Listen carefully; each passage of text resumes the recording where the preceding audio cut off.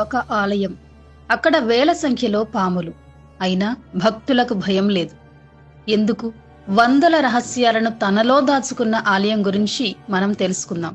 కేరళ రాష్ట్రంలోని అలప్పుజా జిల్లా హరిపాడ్ ప్రాంతంలో ఉన్న మన్నారశాల శ్రీ నాగరాజ ఆలయం దేశంలోనే అత్యంత మిస్టీరియస్ దేవాలయాల్లో ఒకటిగా గుర్తింపు పొందింది.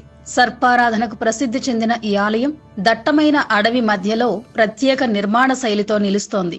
ఇక్కడి విశేషం ఏంటంటే ఆలయ ప్రాంగణంలో దాదాపు 30,000కు పైగా నాగ విగ్రహాలు కనిపిస్తాయి. చిన్నవి, పెద్దవి, శతాబ్దాల నాటి శిల్పాలు అన్నీ ఒకే ప్రదేశంలో. భక్తులు తమ కోరికలు తీరిన తర్వాత కృతజ్ఞతగా రాతి నాగ విగ్రహాలను ఇక్కడ ప్రతిష్ఠించడం సంప్రదాయం. ఈ ఆలయం నిర్మాణం కూడా ప్రత్యేకమే. భారీ రాతి గోపురాలు లేవు. మట్టి నిర్మాణం, ప్రకృతితో కలిసిపోయిన వాతావరణం అంతా భిన్నంగా ఉంటుంది. ముఖ్యంగా ఇక్కడ ప్రధాన పూజారి ఒక మహిళ.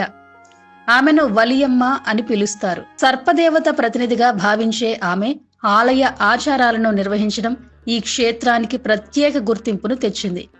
పురాణాల ప్రకారం పరశురాముడు కేరళ భూమిని సముద్రం నుంచి సృష్టించిన తర్వాత విషపూరితమైన నేలను నాగదేవతల సహాయంతో శుభ్రపరిచాడని చెబుతారు.